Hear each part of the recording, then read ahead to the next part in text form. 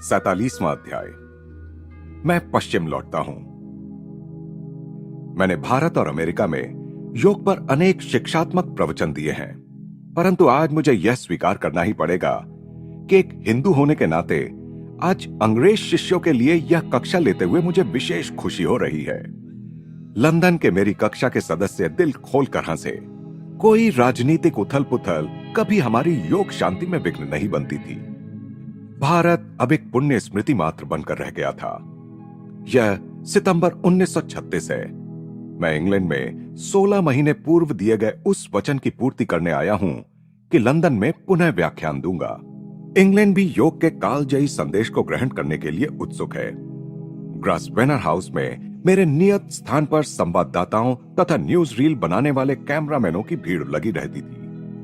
British national council of the world fellowship of faiths ने 29 सितंबर को Whitefield Congregational church में एक सभा का आयोजन किया, जिसमें मैंने परस्पर बंधु भाव में विश्वास मानव सभ्यता की रक्षा कैसे कर सकता है, यानी हाउ फेथ इन फेलोशिप में सेव सिविलाइजेशन, इस भारी भरकम विषय पर व्याख्यान दिया। कैक्सटन हॉल में रात 8 बजे होने वाले व्याख्यानों में इतनी भीड़ हो जाती थी कि 2 बार हॉल की क्षमता से अधिक हुए लोग विंडसर हाउस ऑडिटोरियम में बैठकर 9:30 बजे के दूसरे व्याख्यान की प्रतीक्षा करते रहे। इसके बाद के सप्ताहों में ये कक्षाएं इतनी अधिक बड़ी हो गईं कि श्री राइट को इन्हें दूसरे बड़े हॉल में स्थानांतरित करने की व्यवस्था करनी पड़ी। अंग्रेजों की दृढ़ संकल्पता आध्यात्मिक संबंधों में भी अद्भुत रीति से अभिव्यक्त होती है। लंदन से मेरे प्रस्थान के बाद वहां के योगाभ्यासियों ने निष्ठापूर्वक एक सेल्फ रियलाइजेशन फेलोशिप केंद्र का गठन किया और युद्ध के दारुण वर्षों में भी नियमित रूप से साप्ताहिक ध्यान सभाओं का आयोजन करते रहे। इंग्लैंड में बिताए हुए वे कई सप्ताह मेरे लिए अविस्मरणीय बन गए हैं। कई दिनों तक लंदन में और फिर लंदन से बाहर सुंदर ग्रामीण क्षेत्रों में हम दृश्यावलोकन के लिए जाते थे। इंग्लैंड के महान कवियों और उसके इतिहास में वर्णित महान वीरों के जन्म स्थानों एवं समाधियों का दर्शन करने के लिए श्री राइट ने और मैंने अपनी विश्वसनीय फोर्ड का ही सहारा लिया। हम लोग अक्टूबर के अंत में साउथहैम्पटन से ब्रेमेन नाम के जहाज पर सवार होकर अमेरिका के लिए चल पड़े। न्यूयॉर्क के बंदरगाह में स्थित भव्य स्टैच्यू ऑफ लिबर्टी दृष्टिपथ में आते ही आनंद के अतिरेक से हमारे कंठ अवरुद्ध हो गए। प्राचीन भूमियों पर कठिनाइयों से जूझते जूझते हमारी फोर्ड कुछ ढीली तो पड़ गई थी, पर अब भी वह समर्थ थी। अब वह पूरे अमेरिका महाद्वीप को पार कर कैलिफोर्निया जाने के लिए चल पड़ी। 1936 का अंत आ गया और यह लो, माउंट वॉशिंगटन। प्रतिवर्ष लॉस एंजलिस के केंद्र में क्रिसमस का उत्सव मनाया जाता है, जिसमें 24 दिसंबर यानी आध्यात्मिक क्रिसमस को 8 घंटे का सामूहिक ध्यान होता है और अगले दिन यानी सामाजिक क्रिसमस एक भोज होता है। 3 विश्व यात्रियों के लौट आने पर उनका स्वागत करने के लिए दूर दूर से आए अनेकानेक मित्रों एवं शिष्यों की उपस्थिति से इस वर्ष के उत्सव में उत्साह और भी अधिक बढ़ गया था। क्रिसमस दिवस के भोज में 15,000 मील दूर से लाए गए कुछ विशेष पदार्थों का भी समावेश था। कश्मीर के गुच्ची मशरूम, डिब्बाबंद रसगुल्ला और आम का रस, पापड़, आइसक्रीम को सुगंधित करने के लिए केवड़े के फूल का तेल। शाम को हम सब लोग एक विशाल जगमगाते क्रिसमस वृक्ष के चारों ओर एकत्रित हो गए। पास ही अंगीठी में सुगंधित साइप्रस की लकड़ियां पट पट आवाज करती हुई जल रही थीं। उपहारों के आदान प्रदान का समय आ गया। पृथ्वी के दूर दूर के कोनों, फिलिस्तीन, मिस्र, भारत, इंग्लैंड, फ्रांस, इटली से उपहार लाए गए थे। अमेरिका में रहने वाले प्रियजनों के लिए खरीदे गए उपहार किसी चोर उचक्के के हाथ न लग जाएं, इसलिए हर देश के जंक्शन पर श्री राइट ने कितनी मेहनत से बार बार पेटियों की गिनती की थी। फिलिस्तीन के पवित्र जैतून वृक्ष के फलक, बेल्जियम और हॉलैंड की नाजुक झालरें एवं कशीदाकारी के काम, ईरानी गलीचे, अत्यंत बारीक बुनावट वाली कश्मीरी शॉलें, मैसूर के सदा सुगंधित रहने वाले चंदन के ट्रे, मध्य प्रदेश के शिव पत्थर, दीर्घकाल पूर्व लुप्त भारतीय राजवंशों के सिक्के, रत्न जड़ित फूलदानियां और प्यालियां, छोटी छोटी प्रतिकृतियां, पर्दे, धूप, अगरबत्ती, इत्र, स्वदेशी कॉटन प्रिंट्स, लाख के काम की वस्तुएं, मैसूर की हस्तिदंत की कलाकृतियां, ईरान की लंबी नोक वाली जूतियां, विचित्र सी लगने वाली परंतु काफी मेहनत से चारों ओर नक्काशी काम कर सुंदर बनाई हुई प्राचीन पांडुलिपियां, मखमली जरीदार कपड़े, गांधी टोपियां, मिट्टी के बर्तन, टाइल्स, पीतल की कलाकृतियां, ध्यान के आसन, 3 महाद्वीपों से जमा किया गया खजाना। क्रिसमस वृक्ष के नीचे रखे विशाल ढेर में से अत्यंत आकर्षक ढंग से पैक की हुई एक एक वस्तु उठाकर मैं वितरित करने लगा। सिस्टर ज्ञान माता, मधुर मुखारबिंद और गहन अनुभूति वाली उस संत प्रकृति की महिला को मैंने एक लंबा डिब्बा दिया। मेरी अनुपस्थिति में यही माउंट वॉशिंगटन केंद्र की प्रभारी थी। उस डिब्बे में से महीन कागज में लिपटी सुनहरी बनारसी साड़ी उन्होंने निकाली। धन्यवाद गुरुदेव, यह मेरी दृष्टि के सामने भारत का वैभव उपस्थित कर रही है। श्री डिकिंसन, इस दूसरे पैकेट में जो उपहार था उसे मैंने कोलकाता के एक बाजार में खरीदा था। उस समय मेरे मन में विचार आया था, श्री डिकिंसन को यह पसंद आएगा। मेरे यह प्रिय शिष्य श्री ई डिकिंसन 1925 में माउंट वॉशिंगटन केंद्र की स्थापना से लेकर अब तक प्रत्येक क्रिसमस उत्सव में उपस्थित रहे थे।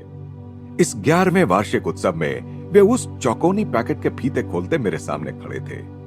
चांदी का गिलास। भावावेग को रोकने का प्रयास करते हुए वे पानी पीने के उस लंबे गिलास को एक टक देख रहे थे।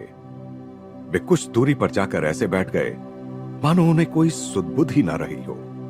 अपनी सेंटा क्लॉज की भूमिका फिर शुरू करने से पहले मैं उनकी ओर स्नेह भरी दृष्टि से देखकर मुस्कुराया। सब उपहारों के दाता उस परम दाता की प्रार्थना के साथ भावपूर्ण उद्गारों की उस शाम का समापन हुआ। उसके बाद कुछ देर तक सब मिलकर क्रिसमस कैरल्स गाते रहे।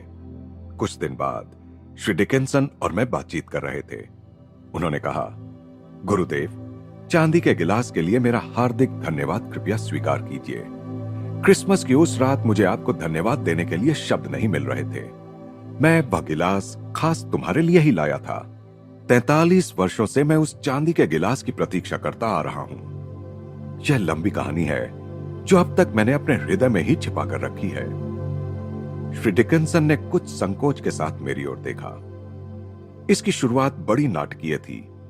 मैं पानी में डूब कर मर रहा था। घटना नेब्रास्का राज्य में एक छोटे शहर की है। मेरे बड़े भाई ने एक दिन खेल खेल में मुझे 15 फुट गहरे तालाब में धकेल दिया। तब मैं केवल 5 वर्ष का था। जब मैं दूसरी बार पानी के नीचे डूबने लगा, तभी सारे अंतरिक्ष को प्रकाशमान करता हुआ एक बहुरंगी दीप्तिमान प्रकाश प्रकट हुआ। उस प्रकाश के बीच में एक पुरुष की आकृति थी। उस पुरुष की आंखें अत्यंत शांत थीं और उसके चेहरे पर अभय दान करने वाली मुस्कान थी। जब तीसरी बार फिर मेरा शरीर पानी के नीचे जाने लगा, तो मेरे भाई के एक साथी ने पास में खड़े एक लंबे पतले पेड़ को नीचे झुका दिया, जिससे मेरी उंगलियां उस पेड़ को पकड़ सकीं। तब उन लड़कों ने मुझे किनारे पर खींच लिया और मेरा प्रथमोपचार किया। इस घटना के 12 वर्ष बाद जब मैं 17 वर्ष का युवक हो गया था, तब एक दिन अपनी मां के साथ शिकागो गया। वह 1893 का सितंबर का महीना था। विख्यात विश्व धर्म संसद का अधिवेशन चल रहा था। मां और मैं एक मुख्य सड़क पर पैदल जा रहे थे कि पुनः उसी प्रकार का दीप्तिमान प्रकाश मेरी आंखों के आगे कौंध गया। हमसे कुछ ही कदम की दूरी पर वही पुरुष मुझे आराम से टहलता दिखाई पड़ा, जिसका मुझे वर्षों पहले डूबते समय दर्शन हुआ था। वह पुरुष एक विशाल सभागृह के पास जाकर उसके दरवाजे में से अंदर घुसकर अदृश्य हो गया। मैं चीख पड़ा, मां, यह वही आदमी था जो मेरे डूबते समय प्रकट हुआ था। मां और मैं तुरंत सभागृह में जा पहुंचे। वह पुरुष व्याख्यान मंच पर बैठा हुआ था। थोड़ी देर में हमें पता चल गया कि वे पुरुष भारत के स्वामी विवेकानंद थे। उन्होंने आत्मा को झंझोर देने वाला व्याख्यान दिया। उनका व्याख्यान समाप्त होने के बाद मैं उनसे मिलने आगे गया। मुझे देखते ही वे इस प्रकार मुस्कुराए मानो हम पुराने मित्र हों। मैं इतना छोटा था कि अपनी भावनाओं को व्यक्त करने की अक्ल मुझ में अभी नहीं आई थी, परंतु मन ही मन में आशा कर रहा था कि वे मेरे गुरु बनेंगे। उन्होंने मेरे मन की बात पढ़ ली। नहीं बेटा, मैं तुम्हारा गुरु नहीं हूं। स्वामी विवेकानंद ने अपनी सुंदर भेदक आंखों से मेरी आंखों में देखते हुए कहा, तुम्हारे गुरु बाद में आएंगे। वे तुम्हें चांदी का एक गिलास देंगे। थोड़ी देर रुककर मुस्कुराते हुए उन्होंने कहा, अभी तुम जितने आशीर्वादों को ग्रहण कर सकते हो, उससे कहीं अधिक आशीर्वाद वे तुम्हारी झोली में डालेंगे। थोड़े ही दिनों में मैं शिकागो से लौट आया और उसके बाद मुझे पुनः कभी महान विवेकानंद के दर्शन नहीं हुए, परंतु उनके मुख से निकला एक एक शब्द मेरी अंतरतम चेतना पर अमिट रूप से अंकित हो गया। वर्षों पर वर्ष बीतते गए, कोई गुरु नहीं आए। 1925 में एक रात मैंने बहुत गहराई से प्रार्थना की कि भगवान मेरे गुरु को मेरे पास भेज दें। कुछ घंटों बाद कर्ण मधुर संगीत से मेरी नींद खुल गई। बांसुरियां एवं अन्य वाद्य लिए कुछ देवदूत मेरी दृष्टि के सामने प्रकट हुए। कुछ देर तक सारे वातावरण को स्वर्गीय संगीत से भरकर वे धीरे धीरे अदृश्य हो गए। दूसरे ही दिन यहां लॉस एंजलिस में मैं पहली बार आपके एक व्याख्यान में आया और उसी समय मुझे पता चल गया कि मेरी प्रार्थना पूरी कर दी गई है। हम दोनों चुपचाप एक दूसरे की ओर देखकर मुस्कुराए। 11 वर्षों से मैं आपका क्रिया योग का शिष्य हूं, श्री डिकिंसन ने फिर कहना शुरू किया। कभी कभी चांदी के गिलास के बारे में सोचता रहता था। अपने मन को तो मैंने लगभग विश्वास ही दिला दिया था कि स्वामी विवेकानंद के शब्द केवल सांकेतिक थे, परंतु क्रिसमस की उस रात जब क्रिसमस वृक्ष के पास आपने वह डिब्बा मेरे हाथ में दिया, तब जीवन में तीसरी बार वही दीप्तिमान प्रकाश मेरी आंखों के सामने फिर कौंध गया।